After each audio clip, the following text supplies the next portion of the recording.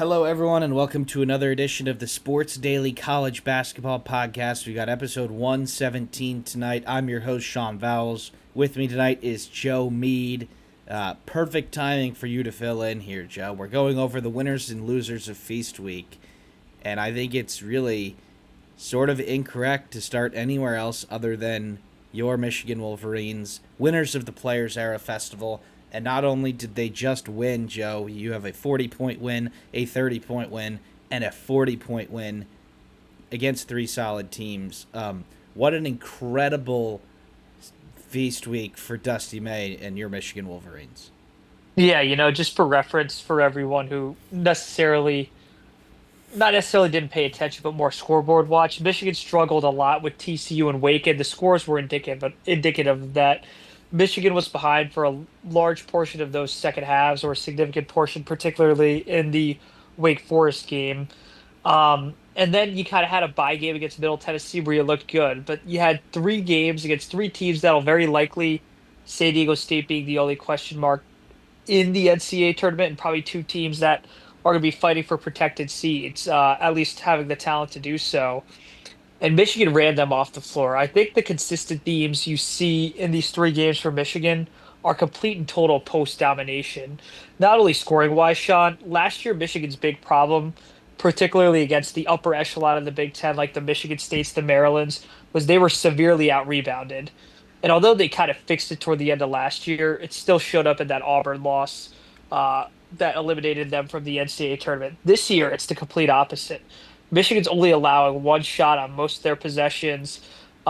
They're doing excellent in transition off those misses that they're grabbing, and then going into transition, shooting at least 40% from three within transition. And they get the offensive rebounds too. This is a team that's not afraid to let threes fly. And when they drop, you know, it's a really dangerous team because when the threes aren't going down, you saw it in the Wake Forest game, they can still find ways to win in the post.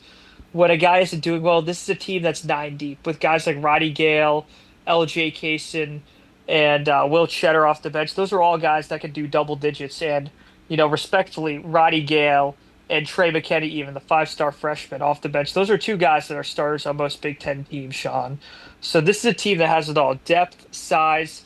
I think they have shooting. I think they solved that problem. I think they're going to struggle in certain games, but they have enough post presence and enough other ways to win, particularly with Yaxel Lendenborg being the cheat code to go one on one in the paint to figure it out. And Michigan right now is the odds on favorite to win the national title per Vegas. There's a lot of green on here. I've been scrolling through the Torvik page here, Joe, as you went, and a ton of green, specifically in the rebounding category. Like you said, you're 77th in offensive rebounding rate, 48th in defensive rebounding rate. Well, I guess, yeah, it's the other team is only rebounding 25% of their misses, while Michigan is rebounding 35% of theirs. Obviously, that's good, and that's not, that is not like adjusted for the competition. So if it was, you would think better. Obviously, effective field goal percentage, almost 60 on offense and just above 40 on defense. The turnovers, which were a problem, they're right in the middle of the pack in the country at 180. So it seems like if Michigan could, their very obvious flaws early on in the season have become middle of the pack things against good competition. Like you said, when the three ball's going down, it's incredibly difficult against them. Their defense, they've got the closest thing that we've seen since Zach Edey back there at the sitting under the basket, blocking shots in a Diamara, and the formula seems to really be working now. I think people were probably a little bit too harsh on them early on. It turns out that TCU is a pretty good team. They won the Rady Children's Invitational out in California. They beat Wisconsin like pretty handily in that championship Yeah. game. And then, of course, Wake Forest. And there's a chance, Joe, that there are 5 quad one wins already on the board for Michigan. TCU's 48th right now. That was a road game. All that has to do is stay top 75. And then Wake Forest is at 54 and San Diego State's at 57. So with those games being on neutrals, those would have to come into the top 50. Certainly possible with how great Michigan is playing, that the other team's numbers are going to improve. And then, of course, when you come to Players Era, we have probably the big. I'm going to introduce the first loser of the week here, and that is the format of the Players Era Festival. It was predetermined matchups for the first 2 days, and then based on your winning margin, that was how they decided the matchups on day 3. And then you had some funny business trying to avoid some conference games. But, Joe, there was a real chance that the best team wasn't going to win Players Era, and fortunately for them, that was not the case. The best team did win. You had probably, to my knowledge, the best regular season win ever in terms of analytics. You had the then number 1 Gonzaga team in all the analytics sites, and you beat them by 40. Like, I don't know if there's... It's hard to cover by 39 or 41, depending on where you saw it. So it's cut off here a little bit on the screen, but game scores of 100, 100, and 100 for Michigan the last 3 games. That's why they're at the top of Torvik here. We'll check out the net rankings in a little bit. Spoiler alert, they're number 1 there too. But I do think that while the format did produce some good games and a worthy champion, I think it still deserves to be criticized. 1000%, Sean. I think the fact that you have like winning margin factoring in, and let's And face it, a lot different of these, opponents. yeah, a lot of these are name brand teams, but I don't really know how good ultimately a lot of these teams are going to be at the end of the year. You could speculate right now, and you could claim toward the end of the tunnel that you knew, but no one truly knows. So, not a big fan of that portion. Also, don't think it's really fair that the third place game was between two teams that also went 2-0, And the fifth being place Kansas and game, Tennessee. Iowa State wins their first 2 games of the tournament, one of them against St. John's. Their reward for that, an 0-2 Syracuse team in the 5th place game Yeah. because of Houston and Iowa State both being in the Big 12. I really hope they get rid of it. It seems like that it is turning that way at this point. We've gone over the format for the new one before, 32 teams, 4 8-team tournaments. Certainly the losers of the format were Iowa State. They go 3-0. They get 5th place. And then Tennessee also, Joe, they go 2-0. And one of their wins was against Houston, who was the number 1 team in the country, or number 2. And they didn't win by enough, so they get to go to the 3rd place game where they lose to Kansas. But I know it's a work in progress, and I think there needs to be a middle ground here. There's a clear media is trying to prop this thing up and say it's the best thing ever. And then there are the burners who think it's, evil and the worst thing ever. It's probably somewhere in between.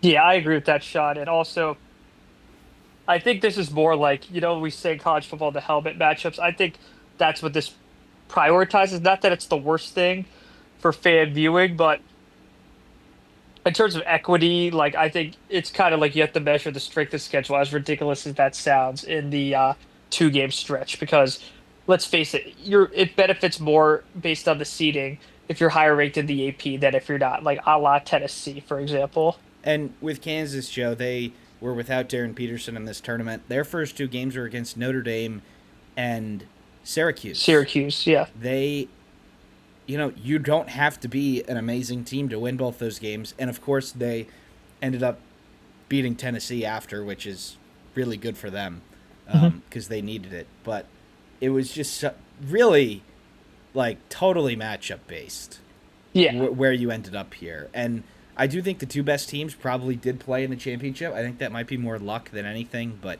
Michigan, clear winner. Format, clear loser. I think we had a couple teams in there that were unlucky, but it was still a great opportunity for 3 highly contested non-conference games. And I think it did probably take away from the other MTEs a little bit. But Joe, my second loser, let's do this first before we go back to winners. My second loser is the battle for Atlantis. I thought Maui held its own, had a couple good games, a couple good teams with USC taking away the crown. But the battle for Atlantis, they had 3 really solid teams going in. One of them leaves 1-2. and it's Vanderbilt that wins the battle for Atlantis. But just what were your overarching thoughts on the tournament that happened down there in Nassau? I think the preamble, I think up to COVID, actually, Sean, I think your last like three or four winners like went on to win the national title. And then obviously that was halted when Michigan won in 2019 and then had I'm gonna blink here, Sean, and then had the tournament canceled. What I will say about the Battle for Atlantis, Sean, is it seems it's not as NIL heavy. Let's face it. That's what every team's prioritizing now in this new era. You know, I think only one of these teams, that being Vanderbilt, was ranked going into it. There was not much lost, like there was not much coverage or prestige around this tournament. It's kind of lost its luster, to be very fair. And let's face it, Sean, there were only counting here, yeah, two power teams in this entire tournament, which is insane. Like I two think power I five, think two and a power half if you want to six. count St. Mary's. But Yeah, and then yeah, Wichita State, South Florida, they do have the pedigree, but not necessarily the current status. yeah, So I kind of blame that this was planned a year ago, but even a year ago, I feel you'd have the better sense to plan these yeah. teams. They along with Maui did have some people opt out with some people who ended up signed to a deal and then ended up going to Players Era. But I think it's probably easier for fans and teams for 90% of the United States to get to Nassau than it is to Hawaii. Um, a civic center versus a ballroom. I don't know if like playing conditions are all that different, but it seemed like Maui was able to hold on to a little bit of that magic versus Atlantis had a couple good teams. They met in the championship, and one of them is way better than the other one. But I was a little bit disappointed with Atlantis. I don't think Maui was a total loser. I thought there were some good games there, and still, like, that tournament just has it. Like, they have a decent field next year. Like, I think Maui will be just fine. But, Joe, speaking of Vanderbilt, they were one of the winners of the week, but let's tie this into looking at the net rankings. The net, December 1st, as of today, the NCAA released their first net rankings, and a couple of surprises, but, in the age of Evan Mia and Bart Torvik and Ken Palm, you should have a little bit of an idea here. But Michigan's first, but the other winner of these net rankings being released was Vanderbilt. They come in at number 4 in the country, which is incredibly high. They do have two quad one wins so far. Obviously, both those coming down there in Atlantis. But for the Big Ten, Joe, what an incredible set of news that these teams woke up to today. The net is in great shape for the Big Ten, and off the top of my head, there are 13 teams in the top 48, Yeah. which is really incredible and a great sign for things to come for the Big Ten. Yeah, you also have four of the top 11, and then even Iowa up there, a team we thought would be middle of the pack at number 16. And USC, I think that's another winner I want to call out here, Sean, the winners of the Maui Invitational. Kind of the unexpected is what we expected out of USC, and for them to start 7-0 and win an MTE, I think they're far ahead of schedule for what we thought they'd be. This is a team we guessed would be a fringe tournament team. I don't necessarily change my view on that. I just think they might be looking at the right side of the bubble come later on. You beat Arizona State in that final. You don't have any bad losses. I know they almost had the loss to Troy, but that's not But really they going to hurt. didn't. That's the almost losses don't hurt you as much as losing. Trust me. And I misspoke earlier. It's 13 in the top 76, 9 in the top 48, 8 in the top 28. Michigan number 1, Purdue number 3, Michigan State number 10, Indiana number 11, Iowa 16, USC 20, Illinois 24, Nebraska 28. That is an incredible top of the line here, Joe. I think at least so far, it looks like the Big Ten could be heading to sort of what the SEC looked like last year in terms of the maximum amount of protected seeds, a ton of teams on the bubble. Like, I know there's still some non-conference games to go and could swing things in the other direction, but what a major win for the Big Ten across everything. Last week we had Purdue winning at Baha Mar, Michigan winning Players Era, you had Iowa winning out in California, USC winning Maui. And Michigan State winning the Fort tournament in Myers Fort Classic. Myers in Florida. So this was a great week for the Big Ten, and it's hard to imagine it going much better. Yeah, Sean, I think the only real thing you could critique about the Big Ten is maybe Illinois losing. That's about it. Yep. And Northwestern won Greenbrier too, and Ohio State did lose on a pretty um, The same heart buzzer they lost on last year, which is yeah, ridiculous. a Stop heartbreaking scheduling Pitt, Ohio a State. heartbreaking buzzer beater to Pitt. I mean, it is amazing how similar those games were. I think the last year was from the corner. This one was from the top of the key. But Yeah, I mean, what like get them out of there? Like no reason to play Pitt anymore. no. It was a stain on their resume last year. It ultimately contributed to their leaving out of the tournament. But huge win for the Big Ten in Feast Week, Joe. Let's turn it back to the negative. One of the huge losers of Feast Week, and in turn, this net ranking coming out, and it's a little bit close to home. It's the Big East. Mike and I have been sounding the alarms so far this year, and I don't know if I expected it to be this bad, Joe. Just 5 teams in the top 100 in the Big East. You have half of the league outside of the top 100. This was pretty devastating for a league that we thought would be down, and they've got some serious work to do here before conference play starts. Yeah, I mean the fact Butler's one of your higher ranked teams. We know UConn's a wagon. I don't think that's been a real You know, shock to anyone. Butler won Greenbrier, by the way, not Northwestern. Sorry, I Yeah, misspoke earlier. Yeah. yeah. Butler is a bit of a shock. I know Thad Matta is a heck of a coach, but I really don't think that Butler is going to sustain that level of success throughout the year. Unfortunately, Yeah, probably not. um, I also think conversely, St. John's at 4-3 is not indicative of how they played. They're very unlucky against Iowa State, a bit sloppy against Bama, and then I think despite what Auburn did against Michigan, that's still a heck of a team. So I look at that and say there might only be 3 or 4 quad mode wins on that schedule, Sean, in the Big East, and that's pretty insane considering what we've seen out of the last 2 years in the Big East and the coaching acumen there. Patino, Ed Cooley, uh, Dan Hurley. I'm not saying all those are like created equal, but you know, this is a league with very competent coaching.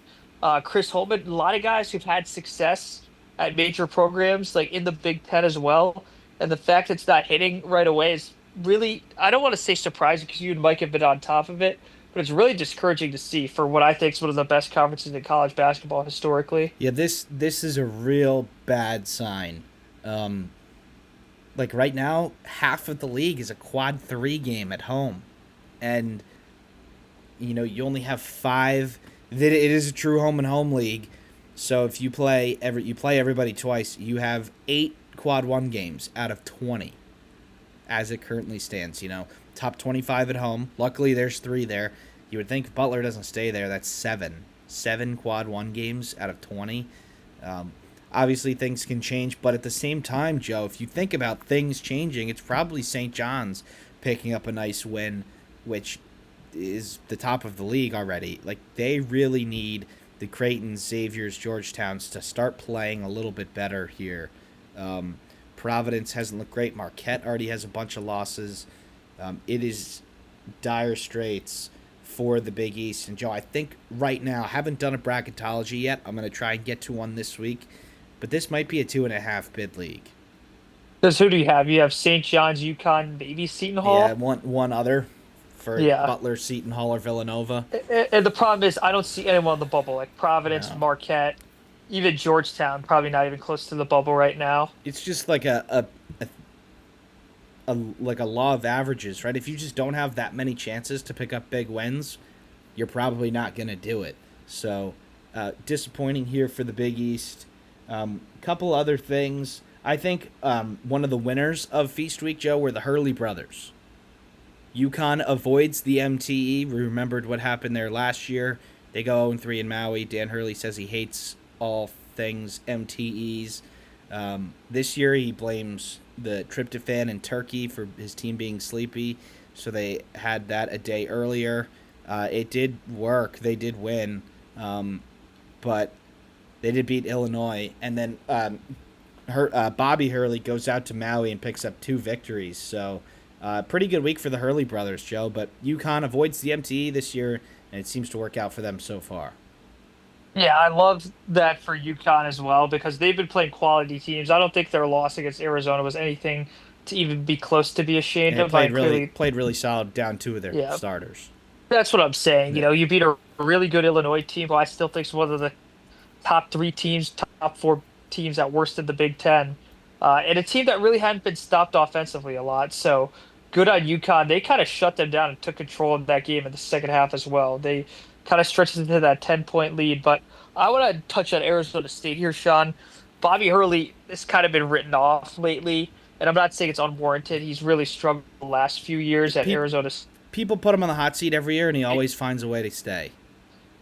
And that's what I'm saying. Like, Yeah. I know people are going to use the unfair college football analogy. Oh, the Billy Napier, blah, blah. I think that's pretty disingenuous. Bobby Hurley's had success there. He's been to multiple NCAA tournaments. And for them to get two wins over Texas and Washington State, I think that's real helpful for Arizona State down the stretch. I know the Gonzaga game kind of fell out of reach for them, but I've liked what I've seen out of them lately. I do think, the Big 12 is going to provide them play opportunities, and their non-con schedule shot is there. They play Oklahoma, they play at UCLA. Those are two more potential quad one games they could get here, Sean, And and perhaps they get on the right side of the bubble. with how um, you'd have to think that with how Oklahoma and UCLA are looking, like there's a serious chance that they win those games. Santa Clara is like 30th in the net right now. They beat Xavier by 20 on the road, so that'll be a quad one game too. I believe that's a neutral. Um, Jack Jones Classic. Yes, it is in Vegas. It's a neutral. So, potentially three quad one games here, Joe, in the month of December. And that doesn't even, begin to explain how great the Big 12 is. I've got it up here as you were talking. They're 100th in the net. Obviously not great, but there's only three teams below them. So you'd have to think if they can hold their own and get 8, 9, 10 wins in the Big 12, they're going to shoot up those rankings. And with how some of these teams in the middle of the pack of the Big 12 look, like Colorado, obviously you can't see this, but Colorado, UCF here, and they're all in the mid 50s. I think Arizona State's no different than those teams. Like Baylor at 67, I think Baylor's higher than them too. So obviously this isn't going to mean much, this net ranking, once we get more games, but it's a whole lot easier to get to be in a good spot and hold on to it rather than to rescue it late, because every game means less in the data. So I think Arizona State, sneaky winners of Feast Week. UConn also, they got Terrace Reed and Braylon Mullins back for that Illinois game. And Joe, they were always going to win that Illinois game. It turned out that the margin wasn't all that big, but like they really, I don't think they were ever going to lose it. I think it got to like maybe 6 or 8 points at once, but they still cruised to a pretty easy victory despite missing a ton of shots. UConn has a pretty good rotation, 1 through 9. Seems like the puzzle pieces are starting to fit. And then for Illinois too, it's really going to come down to if they can make shots. 32% from the field, 21% from three. I think maybe Illinois is a slight loser of Feast Week, but they still have a good Texas Tech win. Like, I don't know if we need to panic about them. But a couple other things here, Joe. We've got the SEC ACC Challenge this week. Should be a bunch of good games, and that starts tomorrow. We've got the not what I wanted to pull up. You're going to get Big Ten play too, Sean. We have the beginning of Big Ten play tomorrow, so obviously Two undefeateds. I want to call Iowa, Michigan State. Michigan State's only favored by 5.5 at home. That's an interesting line. Iowa has been the nerds love Iowa so far. The analytics are super high on them. Obviously, Michigan State, they've been plenty of big games so far. They've passed a bunch of tests. You have Florida going up to Duke, North Carolina going to Rupp Arena to play Kentucky. You have Tennessee going to the Carrier Dome to play Syracuse, Louisville going to Arkansas on Wednesday. This week, Joe, I think this week we're going to learn more. Like, there's just not really a break in the action this year. I think they've done a great job of spreading out the big games. We had big games early. We had big games before Feast Week, obviously big games during Feast Week, and then we're right back into it here as we start December. But what are your thoughts on the non-conference schedule, the way it's turned out? I think it's been great. I know there's a lot of criticism about certain MTEs and kind of like full season college football. That's something that's going to have to evolve. They're going to have to find different different solutions to each problem. But what I will say is this Saturday slate on Championship Saturday with college football, it's not going to beat the views. I'm not going to try to break the internet and create some slander on our YouTube shorts, but Duke, Michigan State, Iowa State, Purdue, Louisville, Indiana, those are all games in the middle of the afternoon that are really good. And what I'll say is, if you're an Indiana football fan, maybe you do the doubleheader, Indiana, Louisville, and then drive over to Indy. I think you might have to leave that basketball game a tad early, but regardless, Sean, I think that's a heck of a slate for a Saturday where the presumption is most people are going to be watching college football. So, um, you know, Auburn, Arizona as well. This is a ridiculous schedule. There's so many chances for good wins, and there's so many chances to prove the parity of this sport. You have Auburn lose by 40. They turn around and beat a really good St. John's team. Vice versa. Gonzaga kind of looks like the dominant force, and they lose by 40. I think each tournament is kind of showing, why parity's thing. And, Michigan looks unbeatable right now. I bet you they lose four to five, at least 4 or 5 games this year. It's kind of how it goes. Yeah, I think the way that this week turned out in Feast Week, I think they laid it out very well. I think the majority of games on Feast Week should be Monday through Wednesday, and then maybe some on Thanksgiving Day. But once you get to Friday, I think you got to get out of the way for rivalry week for college football. Maui, Players Era. I think Atlantis is Wednesday, Thursday, Friday. But it was just really great to get all of that college basketball action uninterrupted on Monday, Tuesday, and Wednesday. Like, I think they did a great job there. Like you said, they're never going to compete with football, but like they're going to get some good numbers. I'm sure they got some good numbers on Michigan State, North Carolina on Fox on Thanksgiving Day after the first game of football. It was right on after two ranked teams. And then yeah, that Saturday, Joe, it's going to be a good one, especially for Indiana fans. To the fact that Louisville has really turned out to be a national title contender. You have Indiana, who's ranked going in, and then just never been to Gainbridge, but is it like a 10-15 minute walk from Lucas Oil? So could be an interesting day there for Indiana between the Louisville game and the Ohio State Big Ten championship. But Joe, I think we'll wrap it up here. Thank you everybody for tuning in, and we'll see you next time.